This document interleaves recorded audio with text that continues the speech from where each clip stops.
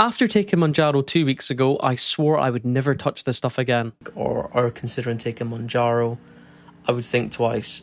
Yeah, there's success stories and all that stuff, but the side effects are not a joke. I had insane side effects. At one point, I actually thought I was dying. It was that freaky. 2 days, I was bedbound, shooting pains up my spine, feeling sick, couldn't eat a thing. And when I was going through all those symptoms, I says, do you know what? I genuinely will not touch this again. I will just diet and starve myself.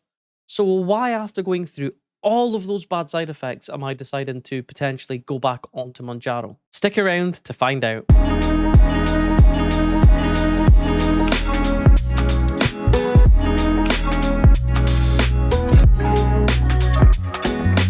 So I want to give you guys a bit of a backstory as to why I even took Mounjaro in the first place.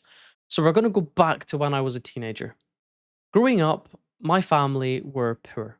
We couldn't afford anything. My mum was a single mum and she was mothering myself and my older brother. We could barely make ends meet. We had 3 meals on the table daily, but we had no money for all the luxuries. We had no snacks. We had no fizzy juice. We had none of that. We literally just had £1 pizzas from Iceland, £1 noodles, all those different things, right?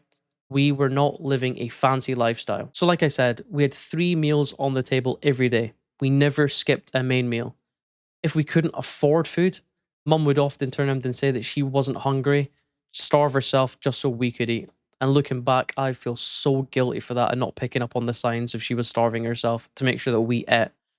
Now, the food we were eating, like I said, wasn't healthy by any means. It was £1 pizzas from Iceland. It was ready meals.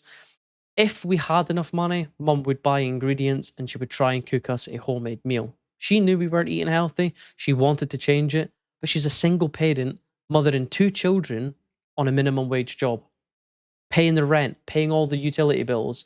It was just impossible, but she tried her best. She was honestly really good. If me and my brother wanted a sweet treat, we would often have to go through to the kitchen cupboards, find whatever we had, and just try and make something with the ingredients we had. I remember one time we had oats in the cupboard and we had honey, and we would mix the honey through the oats and make like a flapjack dish. And do you know what? It was banging. Absolutely banging. But that was rare that we had stuff in the cupboard that we can just go and make sweet treats with. We never went short of food, but we never had access to sweet stuff. And because we never had access to sweet stuff, we weren't surrounded by junk food, which meant, yes, at times we might have craved a bar of chocolate, we might have craved a nice dessert, but we never had access to it, which meant we weren't indulgent in that craving, which in the long run is healthier for us anyway. And when I say we were craving sweet treats, that was very rare. We knew we didn't have them in the cupboard, therefore our mind wasn't thinking about them. What we did know is we had 3 guaranteed meals a day: breakfast, lunch, and dinner. That's what we were looking forward to. That's what filled us up. We didn't get false senses of, oh, we're going to be able to have a sweet treat tonight or a sweet dessert, because we weren't able to do it. Somewhere between being a kid and transitioning to adulthood, my relationship with food changed. When I hit adulthood and I started making my own money, I started doing my own food shopping. And when I started doing my own food shopping, I was walking past junk food all the time. But now I know I could afford it. So I was sticking it all in my basket. My relationship with food changed. I was enjoying food. I was enjoying all these sweet treats because I knew I could get them now, and I knew I couldn't get them when I was younger. I think it was a fact of I knew I could get them when I was young, I know I could get them now, and I just wanted to indulge in them. Food for me became linked to my emotions quite quickly. When guys were messing with my feelings, when they were saying they wanted to get to know me when they didn't, when they were wanting to organize a date and didn't show up, I started getting depressed. And the way that I handled that depression was eating. So if a guy didn't turn up to a date, if a guy was leading me on, as a result, I would say, well, do you know what? I'm going to treat myself to make myself feel better. I'm going to go and order a Domino's. I'm going to go and order cookies with that Domino's. I'm going to order Cokes with that Domino's. And it quickly stacked up and stacked up and stacked up. It was like every second week, I was just eating a bunch of crap. And it wasn't even a small Domino's pizza. It was a large Domino's pizza with 4 cookies. And I was eating all that in a night. Like, what was I becoming? I remember in my previous job, I was so stressed. And the only way that I can get over that stress was by having like 5 packets of sweets next to me and just picking and eating all the different flavors of sweets I had. And for me, that was making me happy, just knowing that I had sweets there. It was like taking away all the stress I had. And because I was stress eating, and then I was going home, I was then getting even more stressed because I was noticing my body getting bigger. And as I'm more stressed, I'm then eating more junk, and it's a never ending loop. I'm not making the change I want. I'm not slimming down. I'm stressed at work, so I'm stress eating. Then I come home, and then I'm stressed because I've stressed it, and then I'm stress eating again. Then I became a coach driver and a lorry driver. And there was loads of periods of time where you'd be sitting around waiting for ages. And when you're sat waiting for ages, you get bored. And what do you do if you're bored? You sit and you eat. You eat loads. You eat absolutely loads. When you're driving coaches, you enjoy the job. But again, you're bored because all you're doing is driving. So then you have a packet of sweets on the dashboard, you have a fizzy juice down the side of you, and you do that every single day. Bearing in mind, I was a coach driver for 2.5 years, right? Every single day, I basically had sweets with me, right? Not healthy. And I wonder why my body's gotten big. So boredom eating was another big one for me. Sometimes you comfort eat. You go home after a long day at work, you stick on your favorite YouTuber. I know that's me, by the way, right? And then you just want something sweet to eat. So you go to the fridge, you get yourself a Ben and Jerry's, you get yourself a nice can of Coke, and there you are. You're starting it off. Then the Ben and Jerry's isn't enough, so you go and get some popcorn. And then before you know it, you're eating everything. And I know a lot of you guys will relate to that last point. And then the final one is lonely eating. I am alone all the time. I always think about meeting my future husband. I know that that's probably not going to happen for a long, long, long, long, long time. And it depresses me, the thought of that. I just want to settle down and live my life. And I won't lie, there's times that I'll sit here and I'll just eat and eat and eat because I'm that sad and I'm that lonely that I just want to get out and about. I'll tell you about my personal life in another story. The fact that I barely have any friends where I live. That alone makes me eat crap tons. I've tried dieting multiple times and it's never done anything for me. I've tried going on to calorie deficits. Again, I've done that for about a month at one time. Eating salad with chicken through it with a nice ranch sauce, and I enjoyed it. I love a bit of red onion, by the way, right? I tried all that. And again, I didn't see a loss. And at that point, I'm thinking, what am I doing? I'm just gaining weight. I tried cutting all the crap out. And for the most part, I was successful doing that. I was measuring chicken, rice, red onions, peppers to put on a whole grain wrap. When I was going into the shops, I was looking at the back of the wrap packet, checking how much fat it had in it, how much sugar it had on it, how much salt it had in it, how many grams of protein it had in it. Like, I was taking it that seriously. And again, I didn't see a loss. I just kept seeing a gain on the scales. So even when I cut all the junk out, I was still craving it all the time.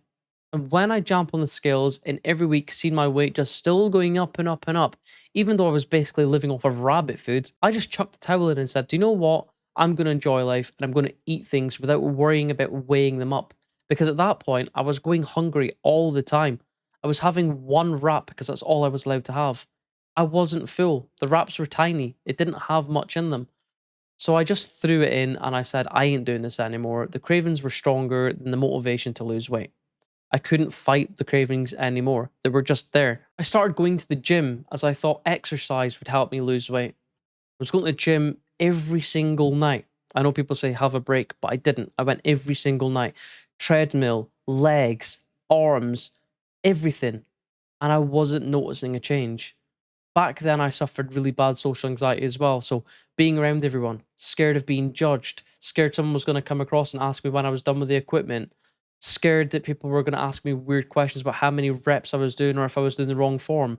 I didn't feel comfortable being in the gym. I didn't like it. I went there because I wanted to make myself better. I wanted to have a better image of myself. I wanted to become more confident, but that wasn't the place for me. After about a month to 2 months of going there consistently, I didn't notice a change. And I know change doesn't happen overnight. I know it takes a while, but you'd expect after being about 2 months in that you would have had some form of drop in the scales. But I was still at the same weight as I started at. And for me, I'd sacrificed all these cravings to try and make a difference, and it wasn't worth it because there was no drop on the scales. So the night I gave up going to the gym, I talked to my friends and I was basically telling them that I'd been going to the gym for 2 months, I'd been on a calorie deficit, I wasn't noticing any weight loss. And the night I told them that, I'm convinced my phone listens to me, by the way, I started seeing ads for Mounjaro. I then went on TikTok like I normally do every night, and I started seeing people doing Mounjaro weekly check-ins. And obviously, I was going back on their profiles, making sure they were real, watching their progress week by week by week, and it was legit. These guys were losing weight. They were still eating what they wanted to eat, like meal-wise, but they were losing weight. And at that point, I did a bit of research into it and thought, I want to start taking Mounjaro. I want to see if it will make me lose weight. So after doing all the research on Mounjaro, I was feeling very, very hopeful. It slows your digestive system down, makes you feel fuller for longer, kicks out all the weird sugary cravings that you have, and it makes you lose weight. And for me, that's tick, tick, tick, tick, tick. I want to give this a try. So I was excited and I needed to try and find a supplier for Mounjaro. So finding a supplier for Mounjaro was quite easy for me. I obviously do a lot of research before I take any medication. I want to make sure that the company I'm getting it from are trusted, they've got good reviews, and other people get their prescriptions from them. So I went on TikTok, I was looking at where all these influencers were getting their Mounjaro from, and then I did a bit of research about the company that was providing it to them. After realizing that they were legitimate, they had all these good reviews, I then sent my BMI to them, my height to them, and took a picture of myself. After around about 1 to 2 hours, a clinician had reviewed all my details, had reviewed my picture, reviewed my weight and my height, and decided that they were going to prescribe me with Mounjaro. By the way, it's not cheap. It was £174 for the first month, and if I was going to renew it for the second month, it would be £200, okay? So it's not cheap to get onto Mounjaro. So after around about 3 days, my Mounjaro finally got delivered to my house, and I am excited at this point. I unpackage it, I put it in the fridge as it tells you to do, but I'm nervous. So I don't take my first job for a week after I got the prescription. So a week after getting the Mounjaro, I decide that I'm going to have to man up and take it. After all, I've just spent £174 on it. I need to see if it works. So on the Thursday, I injected the Mounjaro into my stomach. And to be honest, I felt incredible that Thursday. All my cravings had genuinely gone. I ate one thing on Thursday, and that was a bowl of chocolate Weetabix, right? That's all I ate that whole day. Going on to the Friday, I had another bowl of Weetabix. I had no other cravings, genuinely no cravings at all. No urge for sugary drinks, no urge for sugary snacks, no urges for crisps. Genuinely, all the urges were gone. I felt in control for the first time in a long time. And I had no side effects to the medication for the first 2 days. I thought I had escaped the side effects. I thought I was just one of the lucky ones. So happy, so excited. All the cravings had gone, no side effects, felt like a winner. But 3 days in, on the Sunday morning, things went horribly wrong. I woke up with bad side effects. My neck was sore, I could hardly lift it. It was swollen. I started having bad stomach cramps. I started having gassy burps. I had to keep running to the toilet. It was like Niagara Falls through there. I remember waking up and burping, and it tastes like boiled eggs, and it tastes like milk from the Weetabix the day before. Because of that taste and smell in my mouth, I then felt sick. I was bedbound for 2 days, Sunday and Monday. I had to take a day off work, which I hate doing because I was physically unwell and I couldn't leave my bed. I had a sick bag next to the side of the bed. It was the worst sick feeling I've ever had. It's like your body wants to vomit, but it physically can't. So you're left just lying with your head off the edge of the bed, aiming for the bag, just hoping that it's going to happen. And it didn't. It was torture. So I slept for those 2 days. So because my neck and stomach pains were really bad, I started panicking. I started Googling the symptoms. I started looking at the brochures I'd been handed from the Mounjaro clinic. Started thinking that I was going to have to go to A&E because I thought I was dying. Maybe that's a bit over dramatic, but I genuinely thought I was having serious side effects to the stuff. So why did I end up quitting Mounjaro? I think I just decided that it wasn't worth having all these insane side effects. Was it worth feeling miserable? Wasn't worth having to call in sick to work if I wasn't well? Wasn't worth having my head off the edge of the bed in a sick bag? Wasn't worth the neck pain?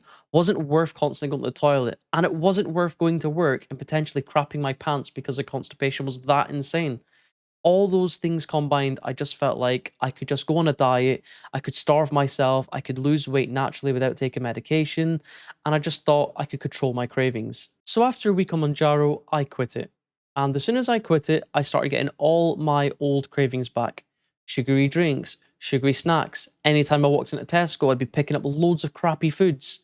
Food was on my mind 24/7. I started using excuses again. "Oh, I'll get a Domino's tonight because I feel all lonely. Oh, today's been a stressful day at work. I'll go and have a couple of packs of sweets." I was just slipping back into old habits. And it sounds nuts, but when I was on Mounjaro, I was walking into Tesco, I was buying what I actually needed, and I was saving money. I was spending £174 on Mounjaro for the month, and I was saving more than that on food shopping because I wasn't buying junk. All of a sudden, I've gone from a week of being in control and feeling good about myself to then being back in the same situation of gaining more weight and eating junk food again. And I'm panicking like I'm going to get type 2 diabetes. So the Manjaro was fantastic in the sense of the cravings were gone. So why am I going back on Manjaro if I had bad side effects to it last time? I'm not going back on Manjaro because it's an easy way out. I'm going back on Mounjaro because I've tried everything else. I've tried going to the gym, it didn't work. I've tried calorie deficit, it didn't work. I've tried strict diets and it didn't work. The cravings in my head daily are hard to fight. I can't fight them. I've tried it. It's impossible for me. Yes, I know by going back on Mounjaro, I could potentially have the same side effects again, but at least now I know how to prepare for it and I know that the symptoms I'm going to have are going to be normal. I'm not going to overthink it. I'm not going to panic about it. I'll be able to take the injections to work with work. So, like, my days off will be when I have the side effects and it won't affect me having to call in sick and all that stuff. I know it might be a rough journey. I know it's not magic, but I just want to get in control. I'm sick of emotional eating. I'm sick of stress eating. I want to look good again. And if this is the way that's going to make me look good again and take pride in my appearance and cut all the cravings out, I'm going to do it. I'm going to take whatever it takes to get myself back down to a weight that I feel comfortable and confident at. I think a huge part in why I have social anxiety is because I'm not confident in my body. I feel like I'm chubby. I feel like I'm getting fat. I feel like I've got man boobs. I'm not happy with the way I look. And I think deep down, that's why I go outside and feel like everyone's better than me. I need to get this under control so I could be the confident guy I used to be. I'm tired of fighting cravings every day. I'm tired of emotional eating all the time. And I'm tired of having food on my mind 24/7 and using it as an excuse when things don't go my way. I'm sick of it. I genuinely am. I need to take control now. This is not medical advice. I'm not a doctor. I'm just a gay guy, all right? Just an ordinary gay guy. You guys are going to have your thoughts and your opinions, and I respect that. A lot of you guys probably comment and say, "You're good looking the way you are. Oh, you don't need to lose weight." I see when I lift my top up, I can see that I need to lose weight. So please just respect my decision. It's something that I feel I have to do to get myself to a level where I'm going to be confident again. If all goes good, you guys will see it. If all goes bad, you guys will see it. I'm going to document this whole journey and it's going to be unfiltered. If I have bad days, I'm going to pick the camera up and I'm going to show you exactly how I feel. With that all being said, guys, thank you so much for all your support. It genuinely means the world to me. If you enjoyed the video, please do like and subscribe. It does help the channel grow. And please comment below on what your thoughts are on Mounjaro. I'd appreciate it, guys. And until next time, I'll see you in the next video.